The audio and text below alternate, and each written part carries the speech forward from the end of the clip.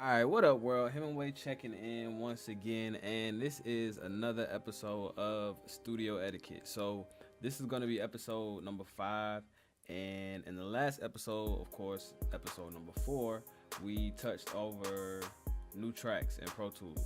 So, with the new tracks, I've already deleted them from the session, but basically, we opened up every track that you can open up in Pro Tools. I kind of broke down the gist of what each track does and how you can use it. And today, what we're gonna do is we're gonna focus on actually getting some sound in Pro Tools.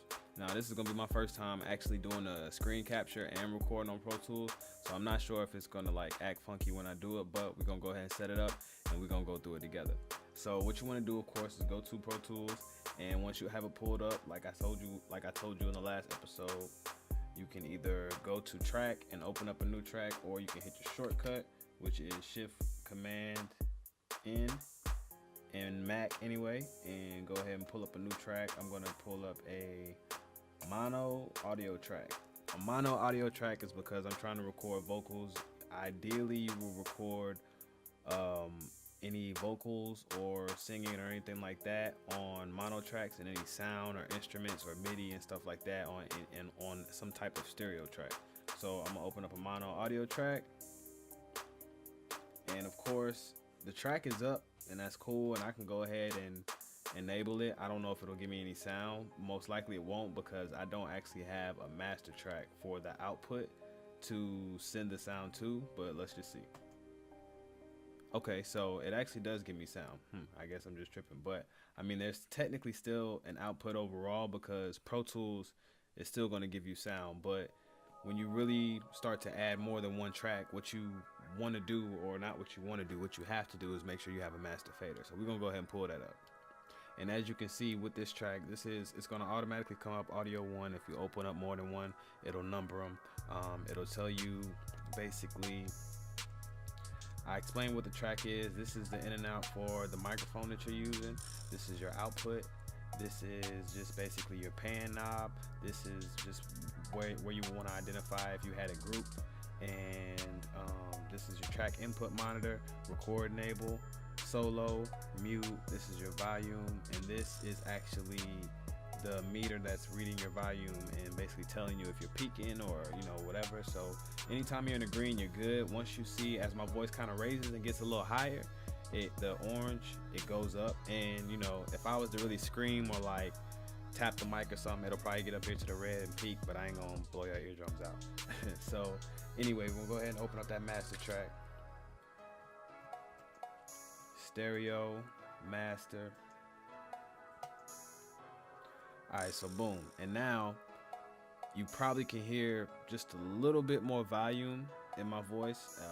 Unless I'm just tripping, I hear a little bit more volume. And also you see now the meters on both tracks are now following my vocals, because any other track I open up at this point is going to automatically go to output 1 and 2, which is your master track, unless I route it to another track.